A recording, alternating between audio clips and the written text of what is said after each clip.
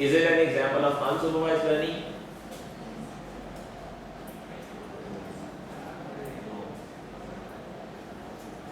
Okay, like in what case? For example हम चले इससे पहले फिर दोबारा सेकंड एग्जाम्पल की बात करते हैं। हम न्यूज आर्टिकल्स की बात कर रहे हैं, हमने कहा कि हम न्यूज आर्टिकल्स की बात कर रहे हैं, उनको ग्रुप कर रहे हैं, तो हम इसको अनसुपरवाइज्ड लर्निंग कह रहे हैं, राइट। मैं चाहता हूं कि मैं इसको अनसुपरवाइज्ड लर्निंग प्रॉब्लम के तौर पे ना देखूं, मैं इसको बल्कि सुपरवाइज्ड लर्निंग प्रॉब्लम के तौर पे देखूं। इसमें क्या तब्दीली आएगी तो मैं इसे सुपरवाइज्ड लर्निंग के तौर पे देख सकता हूं। अगर ये चीज पहले से तय कर दी जाए कि मुझे पैंडास के बारे में आर्टिकल्स चाहिए, मुझे एनिमल्स के बारे में आर्टिकल्स चाहिए, मुझे फूड के बारे में आर्टिकल्स चाहिए, and so on so fourth. अगर टारगेट लेबल्स पहले से सेट कर दिए जाएं तो मैं अकॉर्डिंगली उसकी क्लासिफिकेशन कर रहा हूं, it will become a supervised learning problem. But if it is जो भी सिमिलर है वो इकट्ठे कर दो, किस चीज से मुतल्लिक है, it does not matter, so the target level is actually not set. You just want to segregate the data, but the target is not well known, whatever that is. So we call it unsupervised. Similarly, अगर आप तीसरी example को देखें तो customers का data है, अगर हमें ये कहा जाए कि कस्टमर्स की 6 कैटेगरीज बना दो, पहली कैटेगरी वो जो रोज आने वाले हैं, दूसरी कैटेगरी वो जो हफ्ते बाद आते हैं, तीसरी कैटेगरी वो जो इकट्ठा सामान लेके आते हैं, चौथी कैटेगरी वो जो थोड़ा थोड़ा सामान लेके आते हैं, so on so fourth, right. अगर हम ये चीजें प्री इस्टैब्लिश कर दें तो लाइक ये एक सुपरवाइज्ड लर्निंग प्रॉब्लम बन जाएगा, but we have not done that. We are just saying observe what is common among different kind of customers, and when you see that okay these kind of things are common in these customers, group them as one set of customers, group them as another set of customers, and so on and so forth. So the target labels are not set. That's why this problem is unsupervised learning problem. And the fourth one, given a data set of patients diagnosed as either having diabetes or not, तो हमारे पास एक data set है जिसमें patients की information है और हर patient के बारे में ये बात हमें मालूम है कि वो डायबिटिक है या नहीं है, ठीक है। Learn to classify new patients as having diabetes और नॉट। तो अब इस डेटा की बेसिस के ऊपर अगर हमारे पास नए पेशेंट का रिकॉर्ड आता है तो हमने प्रिडिक्ट करना है कि वो डायबिटिक है या नहीं। Is it a supervised or unsupervised learning problem? It's a supervised learning problem because the target labels are defined and we want to like protect that particular target label. Okay, then like this course also uses Jupyter notebooks. Jupyter notebooks are not new to you now. Jupyter notebooks का एक basic जो flow है वो आपको इस काबिल बनाता है कि आप अपना कोड, आउटपुट्स और डॉक्यूमेंटेशन सब चीजों को एक ही जगह पे इकट्ठा कर सकें, right.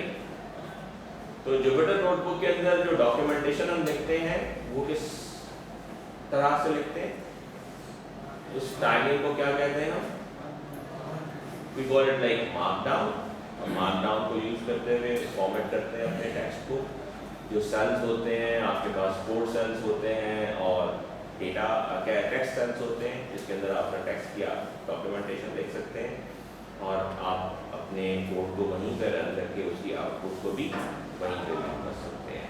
So I will be like sharing a number of Jupyter notebooks with you to like review those because जो चीज़ हम लर्न करते जाएंगे वो चीज़ हमारे सामने कोड की फॉर्म में भी आ जाएगी। So if you like don't go through that code, you don't really get the right kind of flavor, like what it is presenting, right? And obviously at the end of the day, we will like build something out of this as well. Okay. So the first and like foremost thing that we are now going to address in detail, अभी तक हमने एक overview लिया तमाम चीज़ों का, supervised learning का, unsupervised learning का। विद सुपरवाइज्ड लर्निंग हमने दो किस्म की बातें की थी, रिग्रेशन और classification, right. And then with an unsupervised learning we have talked about clustering and we have also talked a bit about anomaly detection and data compression, right? so like data aggregation of in some kind or data summarization in some kind. Okay, so now we will be unfolding unsupervised learning in detail. अब हम unsupervised learning supervised learning को अब हम supervised learning को detail के अंदर discuss करेंगे। supervised learning के अंदर चूंकि हमने दो चीजें डिस्कस की थी, रिग्रेशन और क्लासिफिकेशन, तो हम रिग्रेशन को डिटेल में डिस्कस करेंगे और फिर क्लासिफिकेशन को डिटेल में डिस्कस करेंगे। सो रिग्रेशन के बारे में ज़ाहिर है हम जानते हैं कि regression is the kind of problem जहाँ अगेन सुपरवाइज्ड लर्निंग है तो हमें लेवल का पता होगा कि हम प्रेडिक्ट क्या करना चाहते हैं, और अगर ये रिग्रेशन प्रॉब्लम है तो इसका मतलब ये है कि हमारी आउटपुट कंटिन्यूअस है। It's like usually numeric and continuous. मिसाल के तौर पे ये जो प्रॉब्लम आपके सामने नजर आ रहा है that is house price prediction, कि हम बेस्ड ऑन डिफरेंट फीचर्स हम घरों की कीमत को प्रेडिक्ट करना चाहते हैं। सो घर की कीमत ज़ाहिर है चूँकि एक नंबर है, एक क्वांटिटी है, एक कंटिन्यूस टाइप ऑफ डेटा है, लिहाजा हम इस प्रॉब्लम को रिग्रेशन प्रॉब्लम के तौर पे डिस्कस करते हैं, राइट। सो अगर टारगेट लेवल्स डिस्क्रीट है और लिमिटेड है तो हम उसे क्लासिफिकेशन प्रॉब्लम के तौर पे देखते हैं, और अगर आउटपुट कंटिन्यूअस है तो हम उसे रिग्रेशन प्रॉब्लम के तौर पे देखते हैं। ओके, अब अगर आप इस एग्जांपल को देखें, हमारे पास इनपुट है साइज इन स्क्वायर फीट। हमारे पास इनपुट के तौर पे एक वेरिएबल दस्तयाब है जिसका नाम है size of the house in square feet. Based on that, we are trying to predict the price of the house in thousands of dollars, right? Okay, so we have already like discussed this, that regression model predicts numbers which are like infinitely many possible outputs. उसके अंदर जो हमारे पास दस्तयाब होती है, right? और चूँकि ये supervised learning है, so we know the true answers. So for example, ये जो आपको सारे crosses नजर आ रहे हैं, ये हमारे पास historical data है, राइट। फॉर एग्जाम्पल अगर आप इस पॉइंट को देखें तो ये पॉइंट ये बता रहा है कि जो इस साइज का घर है, लाइक इट विल बी से लगभग इस पॉइंट को क्या कहेंगे, तकरीबन 2700-2800 स्क्वायर फीट का घर है, ठीक है। इसकी प्राइस तकरीबन $300,000 बनती है, राइट। ये बात हमें मालूम है। इसका मतलब बेसिकली क्या है कि मुख्तलिफ घरों के साइज और जिस कीमत में वो सेल हुए थे लास्ट टाइम, ये इंफॉर्मेशन हमें दस्तयाब थी। उस इंफॉर्मेशन को हमने यहाँ पे विजुअली शो कर दिया, राइट। अब फर्ज करें हमारे पास 100, 200, 300, 400, 500, 1000 घरों की ये इंफॉर्मेशन दस्तयाब थी। हमारा पर्पस क्या है कि इस अवेलेबल इंफॉर्मेशन की बेसिस के ऊपर हम एक जनरल मॉडल लर्न कर लें। हम इस इंफॉर्मेशन की बुनियाद के ऊपर एक जनरल मॉडल लर्न कर लें, और वो जनरल मॉडल हम क्यों लर्न करना चाहेंगे, ताकि अगर हमारे पास कोई नया घर आए जिसको खरीदा जाना है या फरोख्त किया जाना है और उसका उसकी प्राइस हमें मालूम नहीं है लेकिन उसका एरिया हमें मालूम है, तो हम उस एरिया इंफॉर्मेशन को इस्तेमाल करके एक सेफ प्रेडिक्शन कर सकें कि इसकी टेंटेटिव प्राइस क्या हो सकती है, right. So we need to learn a general model. The problem that you see right here is called linear regression, right, in which you have a sequence of inputs available, right, and you use that sequence of inputs to learn the relationship between the inputs and outputs. In a way हम ये कहें अगर कि यहाँ जो linear regression model हम बनाना चाह रहे हैं तो उसका पर्पस क्या है कि इनपुट और आउटपुट्स के दरमियान एक रिलेशनशिप लर्न कर लेना और फिर उस रिलेशनशिप को जनरलाइज कर लेना ताकि मुस्तकबिल में आने वाली क्वेरीज का जवाब वो दे सके। वो जवाब कितना दुरुस्त है कितना गलत है ये एक अलग बात है, लेकिन हम एटलीस्ट प्रेडिक्ट कर सकें, राइट। एज अगेंस्ट दैट अगर हम क्लासिफिकेशन की बात करें तो क्लासिफिकेशन में आउटपुट्स लिमिटेड होती है। मिसाल के तौर पे अगर हमारे पास एक इमेज है और हमें प्रेडिक्ट करना है कि इमेज कैट का है या डॉग का है, तो ये क्लासिफिकेशन प्रॉब्लम है, ये रिग्रेशन प्रॉब्लम नहीं है, बिकॉज हमें कैटेगोरिकल आउटपुट्स को प्रेडिक्ट करना है इस केस में। ओके,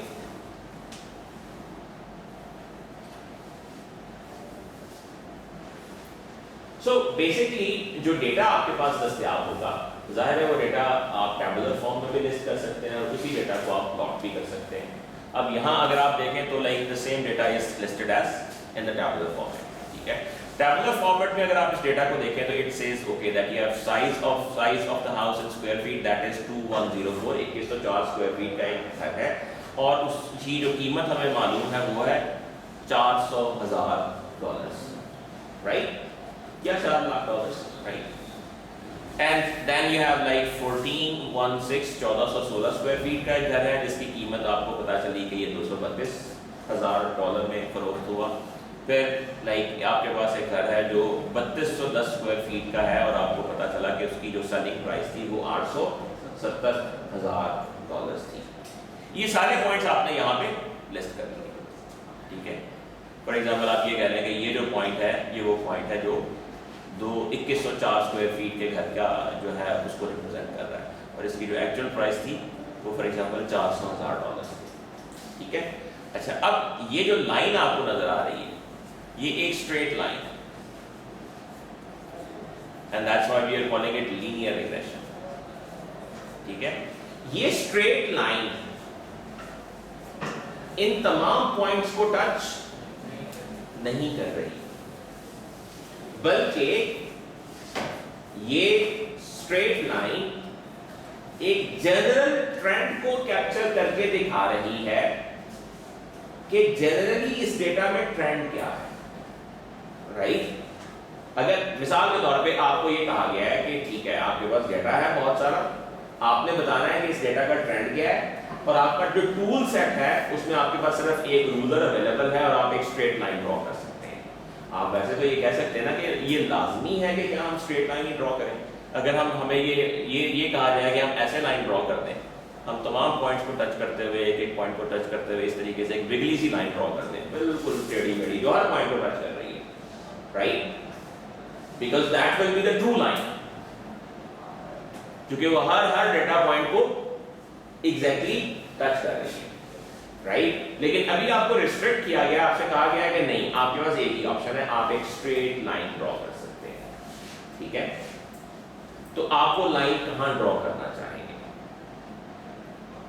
हम like without going into any algorithm हम नेकेड आई से ये बात कहना चाहते हैं कि हमारे पास तो डेटा, फॉर एग्जांपल ये लाइन यहां पे नहीं है, सिर्फ डेटा पॉइंट्स है, ठीक है। और आपसे कहा गया है कि आपको एक स्ट्रेट लाइन ड्रॉ करनी है किसी भी जगह पे, इसी जगह पे जहां पे है या थोड़ी सी डिफरेंट जगह पे, आप क्या सोचकर कहां लाइन ड्रॉ करेंगे? ऐसी लाइन होगी जो लेफ्ट मोस्ट डेटा से लेके राइट मोस्ट डेटा तक के एरिया को कवर करे। Okay, anybody else?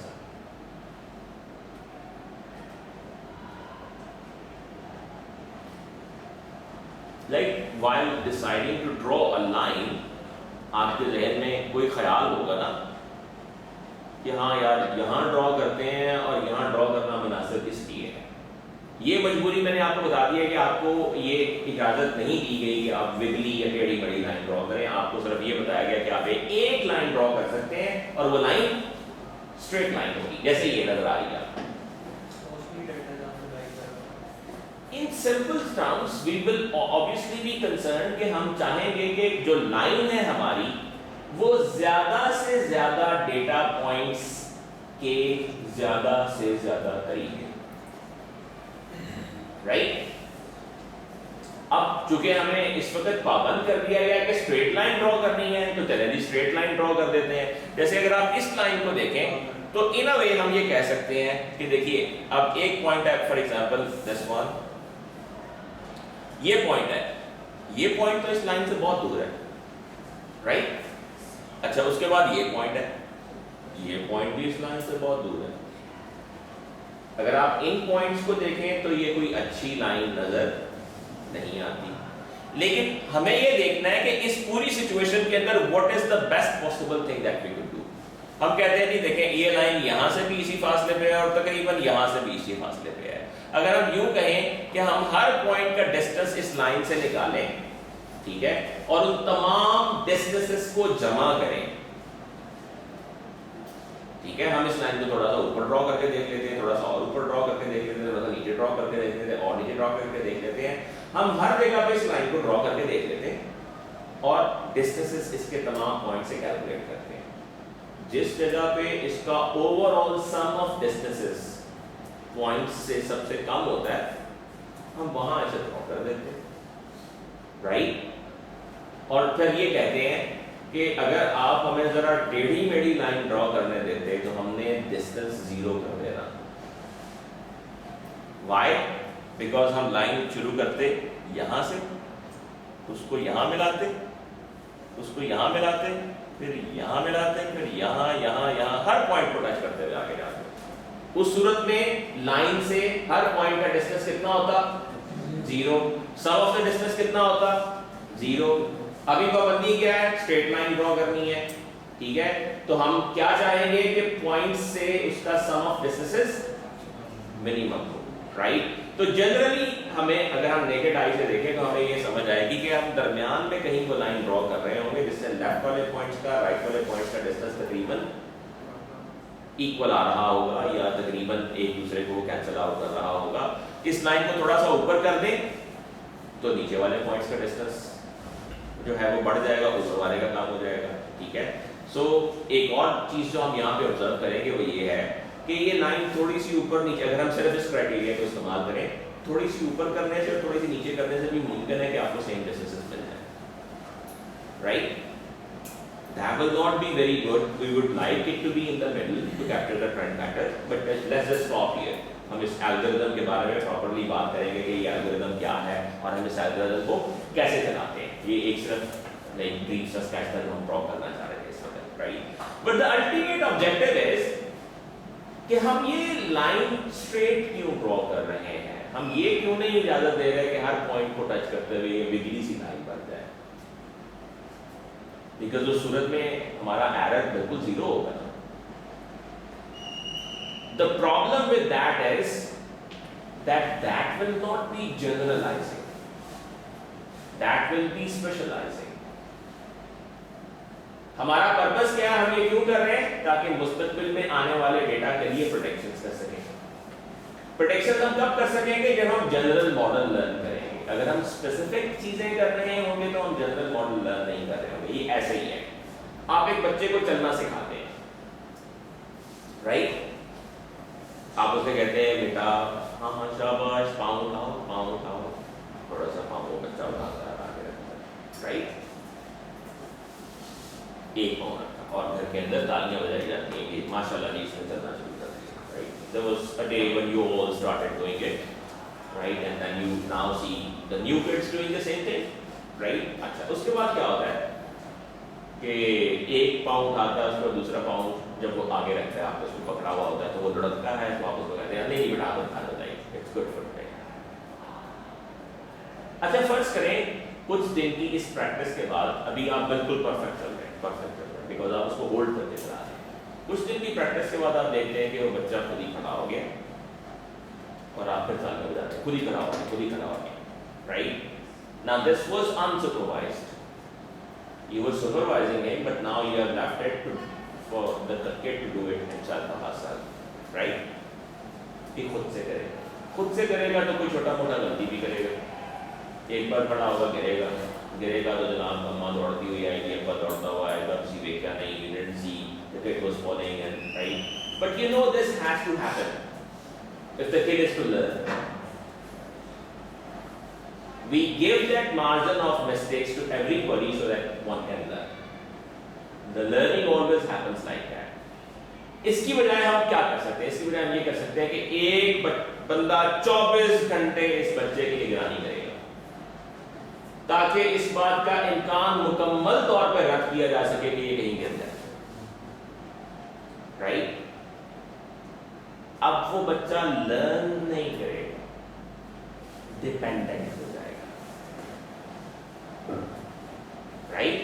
The same story fits here. अगर हम हर पॉइंट को टच करेंगे तो जब कोई नया पॉइंट आएगा और हम कहेंगे कि अच्छा बताओ इसकी प्राइस क्या होगी, तो कहेगा सारा कुछ तो आपने खुद किया है, ये भी खुद ही कर लो. I don't know because I haven't learned any general pattern. Right? So yes, we want to learn the relationship better, but we also want to keep it general so that it can be used to make predictions in the future. Right? Got this point?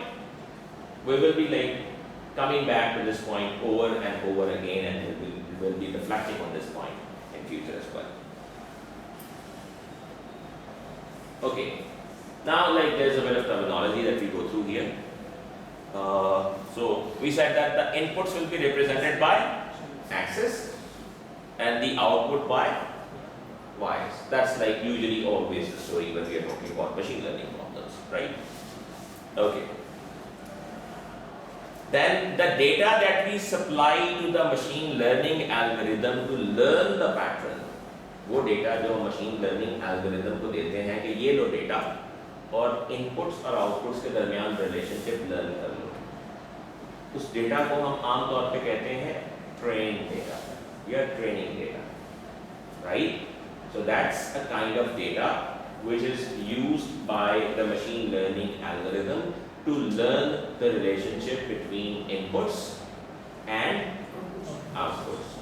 और inputs और outputs दोनों multiple हो सकती हैं, right? इस case में हम एक ही इनपुट और एक ही आउटपुट की बात कर रहे हैं. अच्छा, then you see कि हमारे पास number of training examples मौजूद हैं. This is our first training example. घर का साइज ये है, कीमत ये है. This is our second training example. This is our third training example and so on so forth, right? इनको जब हम variables की शक्ल में represent करते हैं तो हम कहते हैं x1. 1 is the superscript here, not subscript, right? So x1 represents the training example 1, right? And that is 2104, right? Similarly, y1 represents the answer of the first input and that is 400, right? So similarly, like this will be x2 superscript, y2 superscript and so on so forth. अच्छा, एक combination जो x और y का है, यानी ये जो x है और इसके साथ वाला जो y है, इसको मिला के हम एक ट्रेनिंग एग्जांपल कह देते हैं, जिसमें x इनपुट को रिप्रेजेंट कर रहा है, इस इनपुट को हम फीचर भी कह देते हैं, और y आउटपुट को रिप्रेजेंट कर रहा है, इसको हम लेबल भी कह देते हैं, इसको हम प्रेडिक्शन टारगेट भी कह देते हैं, इसको हम आउटपुट भी कह देते हैं, right? Okay, so this is like 2104 and 400, one combination, right? Okay, and an important thing is कि ये जो हम superscript इस्तेमाल कर रहे हैं, जाहिर है इसका मतलब superscript है that training example number 2, it doesn't mean that we are taking square of x, right? It's like training example number 1, 2, 3, 4. So यहाँ पे हमारे पास 47 examples हैं, तो ये superscripts 47 तक जा रहे होंगे. अच्छा, जो total number of training examples हमारे पास होती हैं, उसको हम जिस वेरिएबल से रिप्रेजेंट करते हैं, उसको हम आम तौर पे मशीन लर्निंग की इस्तेलाह में m से रिप्रेजेंट करते हैं. So like in this case, m is equal to 47. That means the number of training examples are equal to 47. हमारे पास 47 training examples हैं इस केस में, right? These are just variable notations that we use very often. So whenever you see those variables, you should be able to know that what this variable is representing. So x is the input variable of the feature, y is the output variable of the target, m is the number of training examples. X comma y represents a single training example where x is the input and y is the output, right? And then we use these superscripts, right, which indicates the ith row in the training example. So this is like row number 1, row number 2, and finally row number 47, and so on and so forth, right? So this was just terminology.